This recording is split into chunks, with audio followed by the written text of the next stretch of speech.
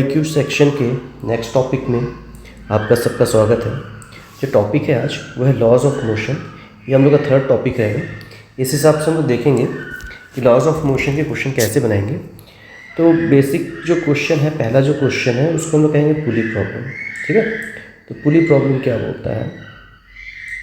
तो पुली प्रॉब्लम में क्या होता है कि हम लोग के पास एक पुली होती है जो कि एक मासलेस स्ट्रिंग से जुड़ी रहती है। इसके दोनों एंड पे दो अलग अलग मासेस होती हैं और ये जो मास है इसका मान लेते हैं, अगर मास m1 है, इसका मास m2 है और इसके ऊपर फोर्स की वैल्यू जो होगी वो होगी m1g और इस पे लगने वाला फोर्स जो होगा वो होगा m2g। और ये जो होगा रस्सी, इस पे एक फोर्स लगेगा, उसको कहेंगे टेंशन T और इस पे लगेगा टेंशन T। ठीक है, अब मान लें अगर m2 बड़ा है और m1 छोटा है। पहला क्वेश्चन देख रहे हैं हम लोग, अगर m2 बड़ा है और m1 छोटा है तो रस्सी किधर जाएगी? रस्सी जो होगी वो नीचे की ओर जाएगी। तो नीचे की ओर अगर जा रही है तो नेट फोर्स हो जाएगा m2g m2a नीचे की ओर, और जो ऊपर की ओर लगेगा उसकी वैल्यू हो जाएगी m1a।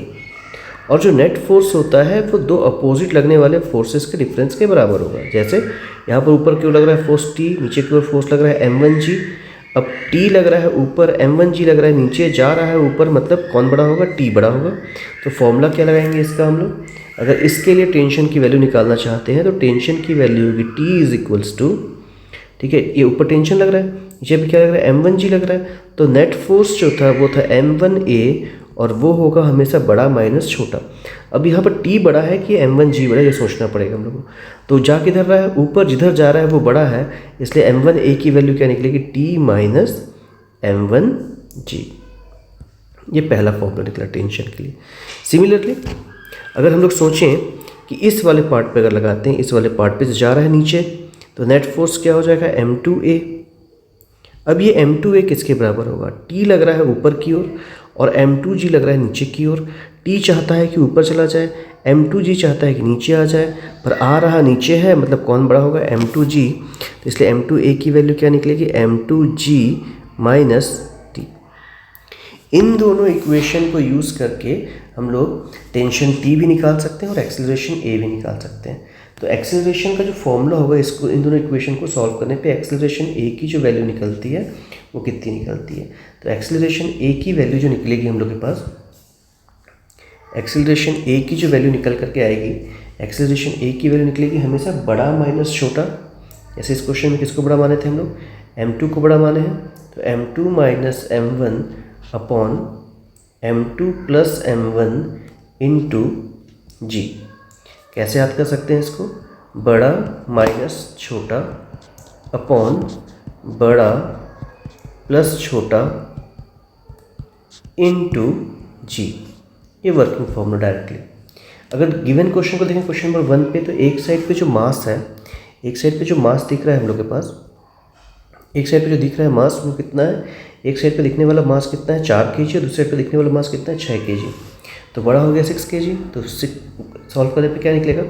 बड़ा माइनस छोटा। तो एक्सेलरेशन A की वैल्यू निकल जाएगी, कितना निकलेगा?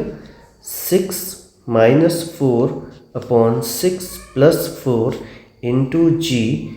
ये हो जाएगा 2 अपॉन 10 इंटू 10 से 10 काट देंगे और जी का आंसर देखिए, आंसर जी जो है, आंसर जी के टर्म पे दिया तो जी को नहीं काटना है। तो हो जाएगा 2 और 10 कटेंगे तो 5 बचेगा, आंसर बचेगा g/5। तो पहले वाले का आंसर कौन सा हो जाएगा? Answer number 4। ठीक है, समझ में फॉर्मूला क्या लगता है? बड़ा माइनस छोटा अपॉन बड़ा प्लस छोटा इंटू जी, डायरेक्टली निकाल सकते हैं। ठीक है, नेक्स्ट क्वेश्चन देखते हैं। क्वेश्चन नंबर 2 में दिया है कि कैलकुलेट एक्सेलरेशन। अब इस टाइप के प्रॉब्लम में क्या होता है? देखिए, जनरली इस क्वेश्चन को फ्री बॉडी डायग्राम से बनाना चाहिए हम लोग को। अगर फ्री बॉडी डायग्राम बनाने का हैबिट नहीं है तो हम लोग क्वेश्चन को डायरेक्टली भी बना सकते हैं। थोड़ा सा कॉन्सेप्ट बस क्लियर होना चाहिए।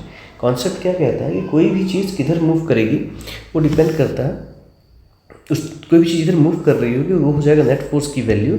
और नेट फोर्स जो होगा, अगर मान लो कि वो ma है तो वो हमेशा होगा बड़ा माइनस छोटा। अब बड़ा छोटा कैसे पहचानेंगे? कि जिस साइड मूव कर रहा होगा, जिस भी साइड मूव कर रहा होगा वो वाला फोर्स बड़ा होगा। एकदम सिंपल सा कॉन्सेप्ट है। ऐसे क्वेश्चन देखते हैं। क्वेश्चन फ्रिक्शन वाला भी, ठीक है। तो नेक्स्ट क्वेश्चन में बोला है कैलकुलेट एक्सेलरेशन। एक्सेलरेशन ए निकालना है किसी ब्लॉक का जिसका मास गिवन है। तो एक चीज़ हमें से याद रखेंगे कि इस लॉस ऑफ मोशन में कौन कौन से टॉपिक होंगे। तो पहला होगा फोर्स के बारे में पढ़ेंगे हम लोग। फोर्स का फॉर्मूला होगा ma। दूसरा जो फोर्स पढ़ते हैं वो होता है टेंशन T, वो लगता है स्ट्रिंग पे। एक जो फोर्स होता है वो होता है एक्सेलरेशन ड्यू टू करंट, उसको बोलते हैं mg। एक होता है फ्रिक्शनल फोर्स। अब ये फ्रिक्शनल फोर्स क्या होता है? फ्रिक्शनल फोर्स के क्वेश्चन पे हम लोग एक वर्ड यूज़ करेंगे हमेशा, इस वर्ड को कहते हैं नॉर्मल रिएक्शन। जब भी क्वेश्चन बनाना होगा फ्रिक्शनल फोर्स के, तो हम लोगों को जो ऑब्जेक्ट मूव कर रहा होगा उसके नॉर्मल रिएक्शन के बारे में सोचना पड़ेगा। फॉर एग्जांपल, अगर ये कोई मास होता, इस मास पे लगने वाला फोर्स इस डायरेक्शन, ये इसको इधर क्यों खींच रहा होता। अगर ये स्मूथ होता सरफेस, कैसा होता? अगर सरफेस स्मूथ होता तो फ्रिक्शनल फोर्स की वैल्यू जो होती उसकी वैल्यू कितना लेते? 0। और इस केस में नॉर्मल रिएक्शन का कोई काम नहीं होता। ठीक है। अगर यही क्वेश्चन होता है कि क्वेश्चन जो है, ये सरफेस जो है वो रफ है, अगर सरफेस रफ हो जाए तो हम लोग के पास फ्रिक्शनल फोर्स की वैल्यू जो होती है वो होती है mu into F, mu into normal reaction. इसको लॉ ऑफ फ्रिक्शन भी कहते हैं कि लॉ ऑफ फ्रिक्शन क्या कहता है कि जब भी कोई ऑब्जेक्ट में फ्रिक्शनल फोर्स लग रहा होगा तो नॉर्मल रिएक्शन का काम पड़ेगा। अब इसमें नॉर्मल रिएक्शन कैसे निकालेंगे? mg लगेगा नीचे की ओर और नॉर्मल रिएक्शन लगेगा ऊपर की ओर। अब ना ही ये ऊपर जा रहा है ना ही ये नीचे आ रहा है, इसका मतलब क्या निकलता है कि जो नॉर्मल रिएक्शन होगा वही mg के बराबर होगा। तो अगर यहाँ पर फॉर्मूला पुट करें तो fs की वैल्यू क्या निकलेगी? Mu into mg। अगर कभी क्वेश्चन ऐसा हो तो जब भी फ्रिक्शन या कि सरफेस स्मूथ ना हो तो नॉर्मल रिएक्शन का यूज़ करना है। ठीक है। तो क्वेश्चन स्टार्ट करते हैं। क्वेश्चन में क्या है कि एक ब्लॉक दिया हुआ है ऐसा, इस ब्लॉक का मास दिया है 10 kg, एक पुलिस लगा हुआ है ये, और जो सरफेस है वो रफ है, नीचे लगा है 2 kg। ठीक है। अब क्या होगा? mg किधर लगेगा? नीचे की ओर। इसमें भी mg किधर लगेगा? नीचे की ओर। इसको मान लेते हैं m1, तो m1g, ये हो जाएगा m2g। क्योंकि सरफेस स्मूथ नहीं है तो नॉर्मल रिएक्शन n जो होगा ऊपर क्यों लगेगा। रस्सी एक ही है तो यहाँ पर टेंशन T होगा और इस जगह पे भी टेंशन क्या लग जाएगा? टेंशन T हो जाएगा। सरफेस रफ है इसलिए फ्रिक्शनल फोर्स लगेगा Fs। इस क्वेश्चन में फ्रिक्शनल फोर्स की जरूरत पड़ेगी हम लोग को, बात समझ में आना चाहिए, फ्रिक्शनल फोर्स की जरूरत पड़ेगी। ठीक है। अब इस ब्लॉक की वजह से ऐसा मान लेते हैं कि पूरा ब्लॉक जो है नीचे की ओर खिसक रहा है, तो नीचे की ओर फोर्स लगेगा m1a। जब ये नीचे खिसकेगा तो ये इधर की ओर जाएगा तो फोर्स की वैल्यू हो जाएगी m2a। एक्सीलरेशन दोनों में सेम रहेगा।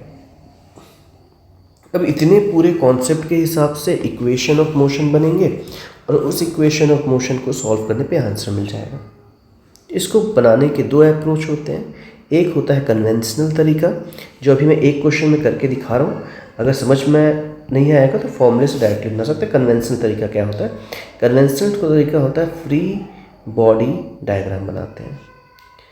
देखिए पूरा एक ही रस्सी से जुड़ा हुआ है, मतलब ये कनेक्टेड है।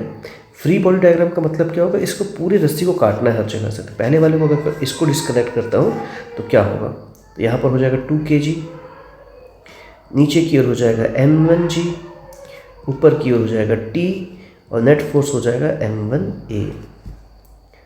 अब हम लोग क्या देखते हैं कि कोई भी ब्लॉक किस साइड जाएगा वो डिपेंड करता है कि नेट फोर्स किधर जा रहा है। इस क्वेश्चन को अगर ध्यान से देखेंगे तो जा किधर रहा है? नीचे, मतलब नेट फोर्स नीचे की ओर है। तो बड़ा कौन? m1g की t, तो बड़ा हो जाएगा m1g। तो लिख सकते हैं m1a is equals to m1g minus t। ये पहला कंडीशन निकल गया। अब दूसरे वाले ब्लॉक को ऐसे ही लगाना है हम लोगों को कि नेट फोर्स की वैल्यू कितनी होगी। तो नेट फोर्स m2a हो रहा है, तो m2a is equals to tension लग रहा है आगे, फ्रिक्शनल फोर्स लग रहा है पीछे। मान रहे हैं कि टेंशन आगे की ओर ज़्यादा है, इसलिए ब्लॉक किधर मूव कर रहा होगा? टेंशन आगे की ओर मूव कर रहा होगा, तो टेंशन बड़ा होगा तो फॉर्मूला आएगा T माइनस Fs। तो टी रहेगा माइनस एफ की वैल्यू क्या होगी, एक बार इसको सोच करके देखते हैं। एफ जो होता है म्यू इंटू एन होगा, और एन की वैल्यू कितनी हो जाएगी m2g, तो फॉर्मूला निकल जाएगा t minus m2g into mu. ये कंडीशन निकल गया हम लोगों के पास किसका, नेट फोर्स का। दो इक्वेशन निकले, पहला इक्वेशन क्या था, m1a is equals to m1g minus T, और दूसरा इक्वेशन निकला m2a is equals to t minus m2g into mu. इन दोनों को सॉल्व करके एक्सेलरेशन a की वैल्यू निकाल दी। तो अगर दोनों इक्वेशन को ऐड कर दें तो ये t से t कैंसिल हो गया, दोनों को में a कॉमन हो गया, यहाँ क्या बच जाएगा, यहाँ बचेगा a common m1 plus m2 क्योंकि दोनों को ऐड किए थे, और यहाँ बचेगा m1g माइनस m2g म्यू। बस वैल्यू पुट करने पे आंसर, ठीक है। तो एक्सेलरेशन की वैल्यू क्या निकल जाएगी, acceleration into m1 plus m2। Masses कितनी दी हुई थी क्वेश्चन में, देखिए मास कितना 10 दिया और 2 दिया हुआ है, तो 10 plus 2 equals to m1g। g मतलब क्या है, ऐसा मास जिसमें फ्रिक्शन ना लग रहा हो। तो किस मास में फ्रिक्शन नहीं लग रहा है, 2 kg वाले पे नहीं लग रहा है, तो ये हो जाएगा 2 इंटू 10 माइनस m2 जिसमें फ्रिक्शन लगा था 10 इंटू 10, और म्यू की वैल्यू क्वेश्चन में दी हुई है 0.05। तो एक्सेलरेशन की वैल्यू कितनी निकल जाएगी इस हिसाब से, एक्सेलरेशन हो जाएगा a into 12 is equals to 20 minus 5, ठीक है। तो आंसर क्या बचेगा, a is equals to 20 minus 5 upon 12 that is equals to 1.25। ये जो है एक क्लासिकल अप्रोच है इस क्वेश्चन को सॉल्व करने का। इसमें सारे पैरामीटर्स के हिसाब से क्वेश्चन बनाया जा रहा है। सेम क्वेश्चन को अगर हम लोग बनाना चाहें सीधा फॉर्मूला से, तो एक्सेलरेशन का फॉर्मूला क्या होगा। तो अगर कोई डायरेक्ट इस फॉर्मूले को लगाना चाहे तो डायरेक्ट भी निकाल सकते हैं कि acceleration a is equals to net force upon total mass. एकदम डायरेक्ट क्वेश्चन हो जाता है इसके बाद। अब ये नेट फोर्स की वैल्यू कितनी है इसके बारे में सोचते हैं, ठीक है। तो नेट फोर्स कितना हो जाएगा, सोचिए आराम से कि अपने पास जो ब्लॉक था, पहले वाला ब्लॉक 2 kg का था, फोर्स नीचे की ओर लगा था, तो फोर्स कितना हो जाएगा mg, ठीक है। तो फोर्स की वैल्यू कितनी हो जाएगी, m कितना हो गया 20 और g कितना हो गया, m हो गया 2 और g की वैल्यू हो गई 10। तो नेट फोर्स कितना हो जाएगा, ये वाला फोर्स हो गया 20। अब दूसरा वाला ब्लॉक जो था उस पर नेट फोर्स कितना था उसको निकाल लेते हैं। दूसरा वाला ब्लॉक जो था उस पर फोर्स की वैल्यू की म्यू mg, क्योंकि फ्रिक्शन लग रहा था, म्यू की वैल्यू होगी 0.05 इंटू 10 इक्वल्स टू 5। तो एक फोर्स है 20, एक फोर्स है 5, दोनों अपोजिट डायरेक्शन पे लग रहे हैं। तो नेट फोर्स की वैल्यू क्या हो जाएगी, नेट फोर्स की वैल्यू हो जाएगी 20 माइनस 5, और टोटल मास कितना दिया हुआ है, तो एक्सेलरेशन हो जाएगा 20 माइनस 5 अपॉन टोटल मास मतलब 12। तो आंसर आ जाएगा 15 अपॉन 12। जब इसको सिंप्लीफाई करेंगे तो सेम आंसर आ जाएगा 1.25। दोनों जो फॉर्मूले थे, दोनों फॉर्मूले से सेम कंक्लूजन निकलता है, ठीक है। एक क्लासिकल अप्रोच है, इसमें क्या कर रहे हैं, उस पूरे मास को हम लोग क्या किए थे, ये जो मास था इस पूरे मास को हम लोग डिवाइड करके उस हिसाब से क्वेश्चन को बना लिए थे, ठीक है। सेम क्वेश्चन को डायरेक्ट फॉर्मूले से भी बना सकते हैं, ठीक है। तो इसका आंसर क्या दिख रहा है 1.25, मतलब आंसर नंबर ए हो गया। क्वेश्चन नंबर 3 देखते हैं। क्वेश्चन नंबर 3 में क्या बोला है कि कोई ऑब्जेक्ट है जिसका एक बॉल है, इसका जो मास है वो दिया हुआ है क्वेश्चन में। अब पूछा है कि इस पे लगने वाला जो भी है टेंशन, जो इस बॉल पे लगने वाला इम्पल्स कितना होगा वो निकाल के बताइए। तो इम्पल्स का फॉर्मूला क्या होता है, या इम्पल्स क्या होता है, इम्पल्स क्या होता है यार। तो इम्पल्स की अगर बात करेंगे तो इम्पल्स जो होता है वो इफेक्ट ऑफ फोर्स को बताता है। इफेक्ट ऑफ फोर्स का मतलब क्या होता है, तो इफेक्ट ऑफ फोर्स होता है फोर्स इनटू डेल्टा टी, यानी चेंज इन टाइम, ठीक है। और फोर्स का फॉर्मूला होता है change in momentum upon change in time. तो अगर कभी इम्पल्स निकालना होगा तो हम लोग निकाल सकते हैं एफ डेल्टा टी यानी कि डेल्टा पी भी निकाल सकते हैं। तो इम्पल्स का दो फॉर्मूला निकल जाएगा। इम्पल्स का बेसिक फॉर्मूला क्या होता है, इम्पल्स की जो वैल्यू होती है वो होता है फोर्स डेल्टा टी या चेंज इन मोमेंटम पी। इन दोनों में से जो कंडीशन एप्लीकेबल होगा क्वेश्चन में उसको लगाना है। ठीक है, तो क्वेश्चन बोलता है कि एक बॉल है जिसका मास है 0.15 kg, किसी हाइट से उसको ड्रॉप किए 10 मीटर हाइट से ग्राउंड को स्ट्राइक करता है और सेम हाइट तक ऊंचा जाता है। The magnitude of impulse imparted to the ball. तो इसमें क्या करेंगे, मान लेते हैं कि सरफेस हो गया, ये जो बॉल था वो नीचे गिर रहा होगा यहाँ पर, इसकी इनिशियल वेलोसिटी हो जाएगी u। ठीक है, तो मोमेंटम जब ये टकराएगा तो मोमेंटम की वैल्यू कितनी हो जाएगी mu। अब ये टकरा करके वापस ऊपर गया तो मोमेंटम की वैल्यू कितनी हो जाएगी, फिर से mu। लेकिन दोनों का डायरेक्शन उल्टा है इसलिए -mu ले लेते हैं। तो चेंज इन मोमेंटम कितना हुआ, तो चेंज इन मोमेंटम हम लोग लिख सकते हैं।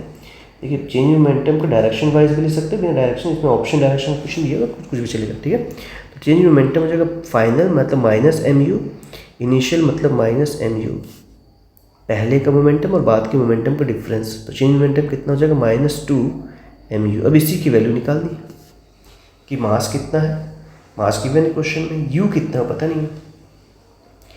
तो u निकालने के लिए इक्वेशन ऑफ मोशन भी लगा सकते हो, डायरेक्टली अगर निकालना तो फॉर्मूला होता है ½ mv² = mgh। पूरी की पूरी काइनेटिक एनर्जी जो होगी पोटेंशियल एनर्जी बदल जाएगी, m से m कैंसिल हो जाएगा, तो v की वैल्यू क्या निकल जाती है √2gh। ये डायरेक्टली याद करेंगे जुगाड़। ठीक है, और इक्वेशन ऑफ मोशन से भी निकालेंगे तो v² - u² = 2as होता है। u की वैल्यू जो क्योंकि फ्री फॉल हो रहा है तो v² = 2gh हो जाएगा और v = √2gh। सेम ही कंक्लूजन निकलना चाहे किस साइड से भी चाहे। ठीक है, तो इस हिसाब से हम लोग के पास क्या निकल गया, v की वैल्यू निकल जाएगी, v की वैल्यू क्या निकल जाएगी √2gh। पुट कर दें तो v की वैल्यू कितनी निकलेगी √2 की वैल्यू 2, g की वैल्यू क्वेश्चन में दी हुई है 10 और h की वैल्यू दी है क्वेश्चन में 10। तो 100 मीटर 200 रूट आया, इसकी वैल्यू जो है 10√2, एक पार्ट निकल गया। ठीक है, ये क्या निकल गया, वेलोसिटी, फाइनल वेलोसिटी निकल गई। अब चेंज इन मोमेंटम की बात करेंगे तो चेंज इन मोमेंटम कितना था, -2 इंटू मास मतलब 0.5 इंटू 10√2।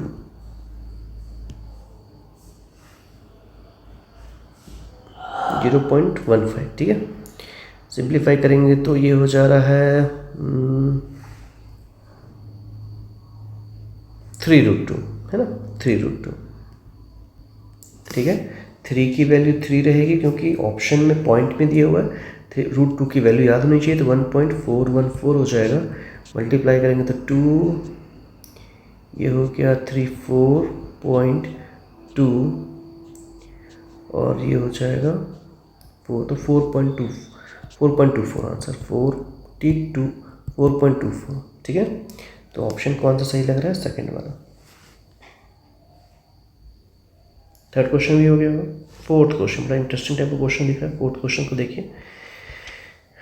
ठीक है, फोर्थ क्वेश्चन में देखिए क्वेश्चन सारे बनते वैसे ही, कॉन्सेप्ट सबका लीनियर, इस टॉपिक में सबका कॉन्सेप्ट सेम है।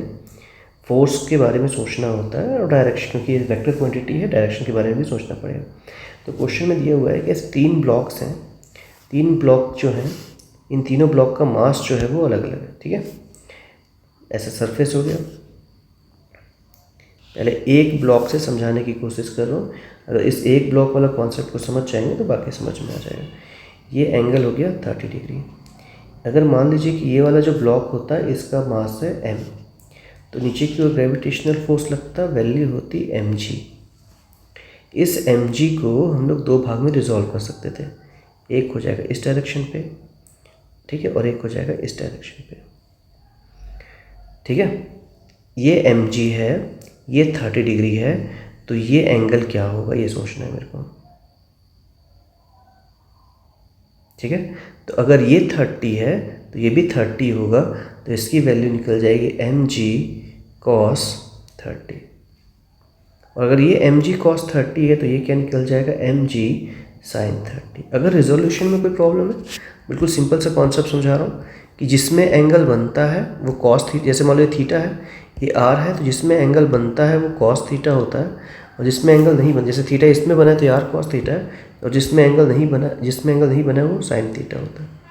इसी क्वेश्चन में अगर देखेंगे तो ये अगर थीटा है तो ये भी थीटा हो गया, जिसमें एंगल बनेगा वो कॉस थीटा हो जाएगा, ये हो जाएगा एम जी कॉस थीटा, और जिसमें एंगल नहीं बना है वो एम जी साइन थीटा हो गया।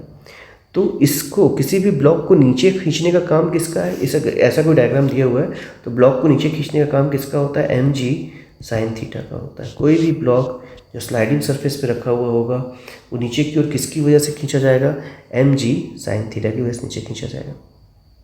ठीक है, यहाँ तक समझ में। आप क्वेश्चन को देखते हैं। क्वेश्चन में क्या था, पहला ब्लॉक, दूसरा ब्लॉक, तीसरे ब्लॉक थे। इसका मास दिया हुआ है 3 kg, 2 kg, 1 kg। ऊपर की ओर फोर्स लग रहा है 60 न्यूटन, नीचे की ओर फोर्स लग रहा है 18 न्यूटन। क्वेश्चन है कि नॉर्मल रिएक्शन 1 और 2 वाले की मास के बीच में नॉर्मल रिएक्शन कितना होगा। ठीक है, इसको बनाने में बहुत से तरीका होंगे। फिर से एक कन्वेंशनल तरीका, एक फॉर्मूला याद करके बना सकते हैं।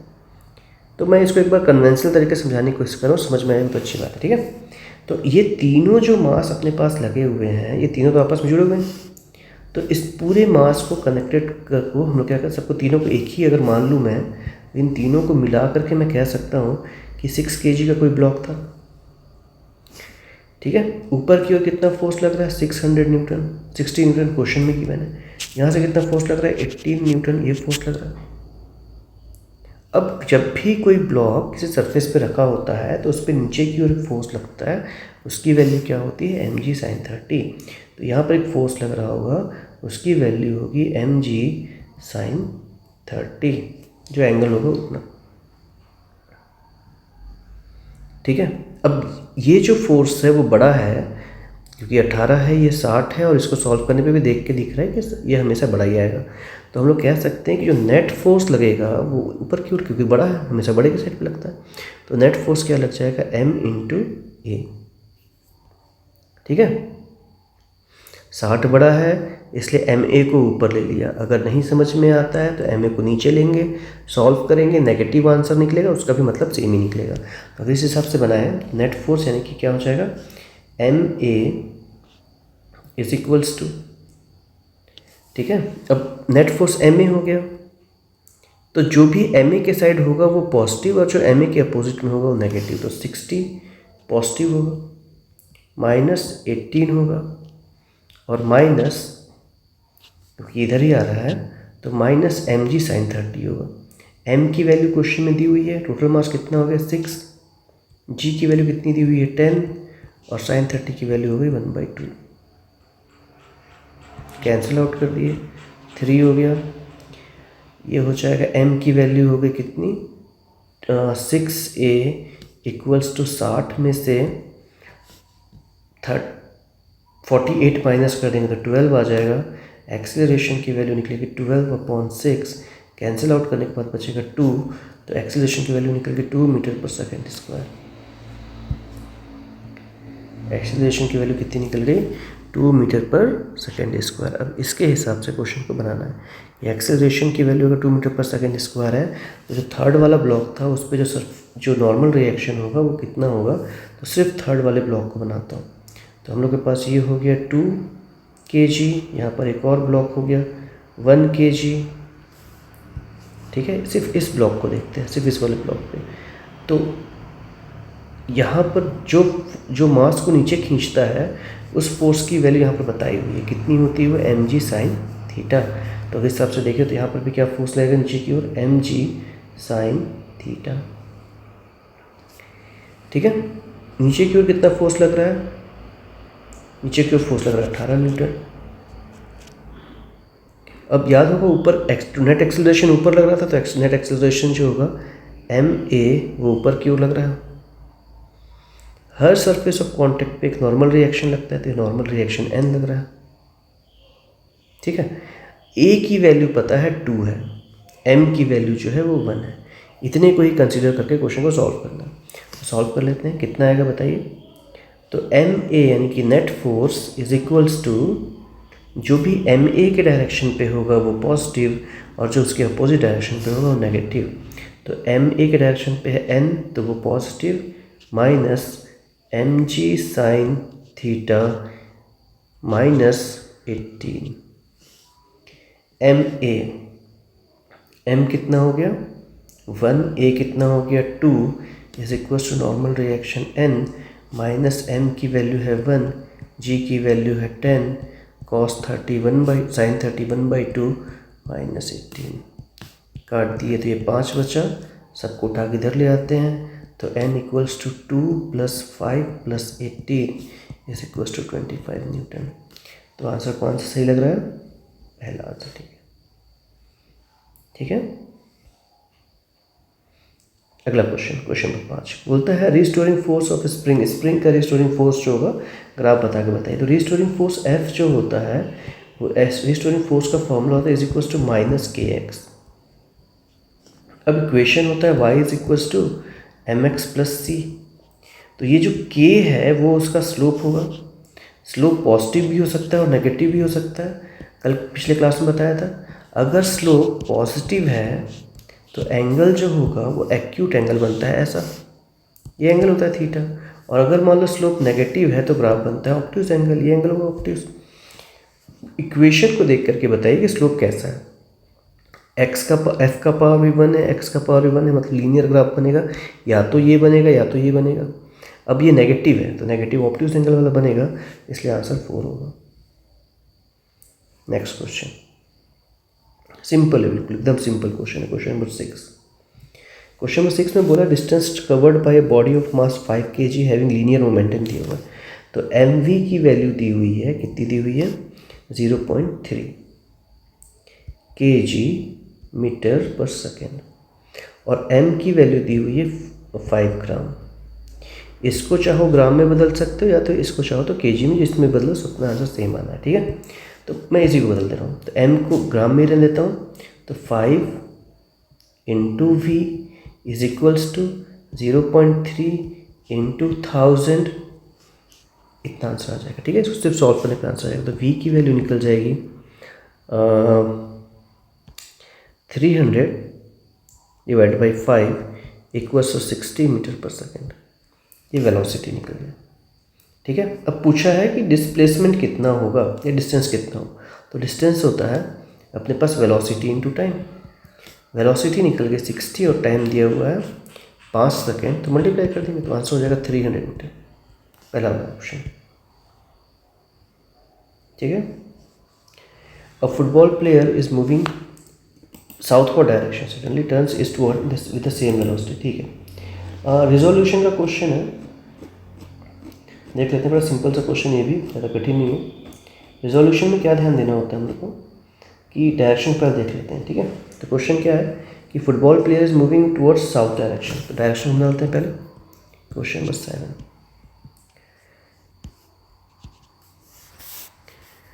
बोलता है, ये हो गया नॉर्थ, साउथ, ईस्ट और वेस्ट। अब क्वेश्चन के हिसाब से समझते हैं। तो football player is running towards southward, तो पहले इधर मूव कर रहा था। ठीक है, ये हो गया वी इनिशियल। अब क्या बोलता है कि suddenly turns with the same speed Edward opponent, east के साइड मुड़ गया तो इधर मुड़ जाता है वैसा। तो ये हो गया वी फाइनल। अब क्वेश्चन है कि फोर्स का डायरेक्शन क्या होगा, मतलब फोर्स का डायरेक्शन कैसे निकालेंगे।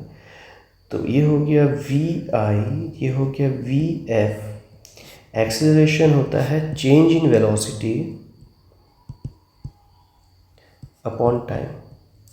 चेंज इन वेलोसिटी मतलब v final minus v initial upon time. ये फॉर्मूला यूज़ करना है हम लोगों को, मतलब वी फाइनल को वी इनिशियल से घटाना होगा। तो वी इनिशियल पॉजिटिव है यहाँ पर, तो वी इनिशियल को नेगेटिव करने का मतलब क्या होगा कि वी इनिशियल के अपोजिट डायरेक्शन पे एक वेलोसिटी ले लेता हूँ, तो ये माइनस वी आई हो गया। अब इन दोनों का रिजल्टेंट निकालना है, तो हम लोग एक पैरेललोग्राम इमेजिन कर सकते हैं, और इस पैरेललोग्राम का जो डायगोनल होगा इन दोनों के रिजल्टेंट को रिप्रेजेंट करता है। तो किस डायरेक्शन में चला गया वो, नॉर्थ ईस्ट के डायरेक्शन पे आएगा। तो आंसर क्या होगा, नॉर्थ ईस्ट, यानी कि ऑप्शन नंबर 2 सही है। ठीक है, हो गया ये भी। नेक्स्ट क्वेश्चन देखते हैं, क्वेश्चन नंबर 8। क्वेश्चन नंबर 8 में क्या पूछा है कि मैक्सिमम एक्सेलरेशन की वैल्यू निकालिए। मैक्सिमम एक्सेलरेशन मूविंग का मतलब बॉडी फ्लोर में स्टेशनरी रह जाती है, तो कोफिशिएंट ऑफ फ्रिक्शन दिया हुआ है, ठीक है। जैसे मान लो कि कोई ब्लॉक है ऐसा, नीचे की ओर फोर्स लगेगा mg, नॉर्मल रिएक्शन लगेगा r या n जो भी बोल दो, और एक कार इधर की ओर मूव कर रही है f फोर्स से, तो फ्रिक्शन फोर्स fs इधर लगेगा, ठीक है। तो ये वाला फोर्स और ये वाला फोर्स बराबर होना चाहिए, ये वाला फोर्स और ये वाला फोर्स भी बराबर होना चाहिए। तो फोर्स का फॉर्मूला हो जाता है ma, और फ्रिक्शनल फोर्स का फॉर्मूला होता है म्यू mg, कैंसिल हो गया, तो a की वैल्यू क्या निकल जाएगी, म्यू इंटू जी। क्वेश्चन में म्यू की वैल्यू दी हुई है 0.15 और g की वैल्यू बोल दिया है 10। मल्टीप्लाई करने से आंसर, एकदम सिंपल क्वेश्चन है, 1.5 आंसर। तो आंसर क्या निकलेगा, सेकेंड, ठीक है। नेक्स्ट क्वेश्चन, क्वेश्चन नंबर 10, ठीक है। क्वेश्चन नंबर 10 देखते हैं। क्वेश्चन नंबर 10 जो है वो भी सिंपल है, इसको बनाने के भी दो तरीके हो सकते हैं, कन्वेंशनल तरीका जो होगा और एक जुगाड़ से भी देख करके आंसर बता सकते हैं, बहुत कठिन क्वेश्चन नहीं है। तो अगर कोई सरफेस ऐसा कोई ब्लॉक हो, ये एंगल थीटा डिग्री दिया हो, तो ये हो जाएगा इसको रिजॉल्व कर सकते हैं, नीचे की ओर एम जी लगेगा, इसको दो भाग में रिजॉल्व कर सकते हो ऐसा। अगर ये थीटा है तो ये भी थीटा होगा, इसके अपोजिट डायरेक्शन ये हो जाएगा, और ये एम जी है तो ये हो जाएगा एम जी कॉस थीटा, और ये हो जाएगा एम जी साइन थीटा, ये हो जाएगा नॉर्मल रिएक्शन। तो फ्रिक्शनल फोर्स F जो होगा उसकी वैल्यू कितनी होगी, फ्रिक्शनल फोर्स F की वैल्यू हो जाएगी म्यू एन, और एफ एस की वैल्यू हो जाएगी, म्यू की वैल्यू कितनी हो गई है, म्यू एन, मतलब म्यू की वैल्यू म्यू है और एन की वैल्यू हो गई एम जी कॉस थीटा, तो एम जी इंटू, ठीक है, कॉस थीटा, ये फ्रिक्शनल फोर्स की वैल्यू निकल गई। ये कन्वेंशनल तरीका बता रहा हूँ, ठीक है।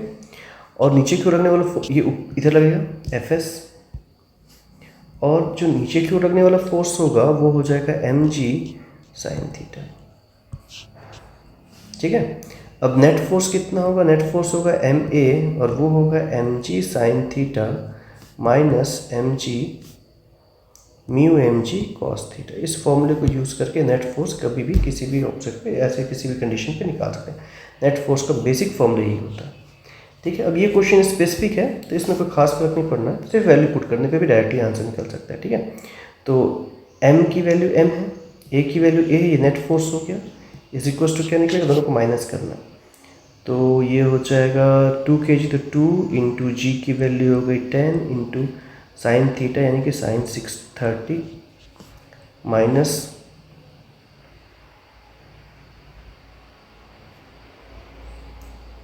म्यू की वैल्यू कितनी हो जाएगी,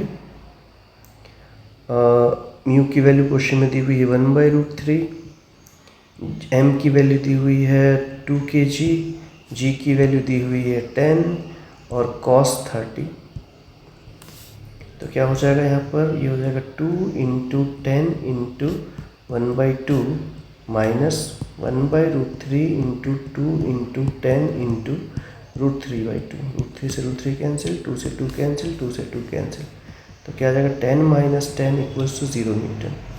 मतलब नेट फोर्स की वैल्यू कितनी हो जाएगी, आंसर हो जाएगा सेकंड जी।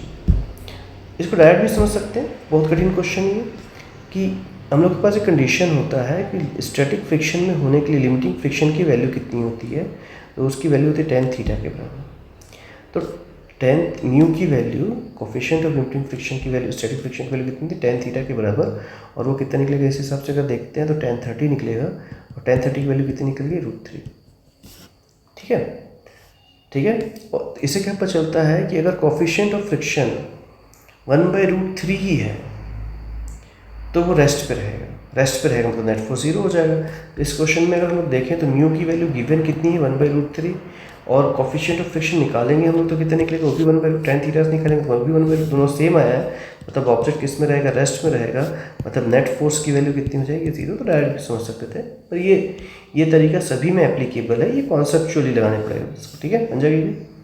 नेक्स्ट क्वेश्चन देखते हैं, 10 kg का कोई ऑब्जेक्ट है, strike a wall with a vertical angle 60 degree with the wall and reflect the same angle, ठीक है, फोर्स निकालना है, ठीक है। ठीक है, क्वेश्चन नंबर 11 देखते हैं। क्वेश्चन नंबर 11 में बोलता है कि एक ऐसी वॉल है, इस वॉल पे एक बॉल आकर के स्ट्राइक कर रही है जो कि दीवार से एंगल 60 डिग्री बनाती है। मतलब ये वाला जो बाहर की ओर एंगल है वो 60 डिग्री, ये भी एंगल कितना है 60 डिग्री हुआ है। तो ये एंगल कितना हो जाएगा 30 डिग्री हो जाएगा, और ये एंगल भी कितना हो जाएगा 30 डिग्री हो जाएगा। ठीक है, अब इस हिसाब से क्वेश्चन में पूछा है कि चेंज इन मोमेंटम कितना होगा। तो मान लेते हैं कि इसका मोमेंटम जो पहले था p की वैल्यू कितनी होगी m इंटू यू हो जाएगा। अब इस p को मैं दो भाग में बांट सकता हूँ। जो ये वाला वेक्टर था इसको हम लोग दो भाग में बांट सकते हैं, एक ऊपर एक इधर और एक, अगर ये अंदर है तो दोनों अंदर की ओर निकलेंगे। ये 30 डिग्री है, अभी थोड़ी देर पहले बताया था कि जिसमें एंगल बनता है वो cos थीटा होता है। तो ये हो जाएगा एम यू कॉस 30 और ये हो जाएगा एम यू साइन 30। तो P इनिशियल को वेक्टर फॉर्म पे ऐसा भी लिख सकता हूँ मैं। ठीक है, ये x पॉजिटिव की ओर जा रहा है तो M U cos 30 I cap. ठीक है, और ये नीचे की ओर जा रहा है, इसको बोल सकते हैं माइनस में M U sine 30 J cap. Negative ले लिया क्योंकि नीचे जा रहा था।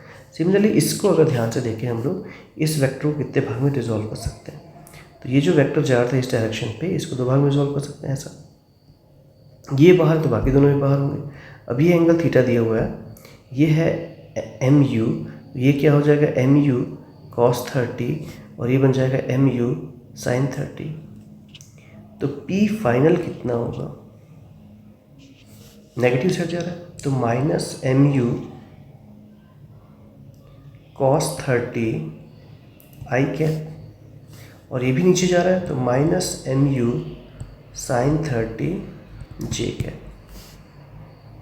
तो चेंज इन मोमेंटम कितना होगा, इन दोनों को माइनस कर देते हैं, P final minus P initial.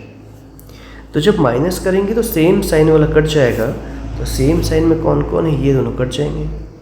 तो क्या बचेगा बताओ, माइनस 2mu cos 30। अब क्वेश्चन के हिसाब से पुट कर लेते हैं। तो माइनस का माइनस, 2 का 2, m की वैल्यू क्वेश्चन में दी हुई है 1, इनिशियल वेलोसिटी भी दिया है 1, cos 30 की वैल्यू हो जाएगी √3/2। ठीक है, दोनों कैंसिल आउट हो गए तो बचेगा √3 माइनस में। ठीक, अब क्या बोला है कि टाइम की वैल्यू दी हुई है 1 सेकेंड। 1 सेकेंड दिया हुआ है तो फोर्स होता है change in momentum upon time. Change in momentum मतलब कितना हो गया √3, पॉजिटिव नेगेटिव सिर्फ डायरेक्शन को बताने के लिए, और टाइम की वैल्यू कितनी हो जाएगी 0.1, पॉइंट को ऊपर ले जाएंगे तो 10√3 आंसर हो जाएगा। इस हिसाब से कौन सा आंसर सही लग रहा है, आंसर नंबर 3। ठीक है, तो हम लोगों के PYQs laws of motion complete हो चुके हैं। ये क्वेश्चन जो है 19 से लेकर के 23rd तक के हैं, और इसी टेस्ट को आप लोग ये लिंक में डला हुआ है, आप जब चाहे जितने बार चाहें उतने बार देख करके खुद की प्रैक्टिस कर सकते हैं।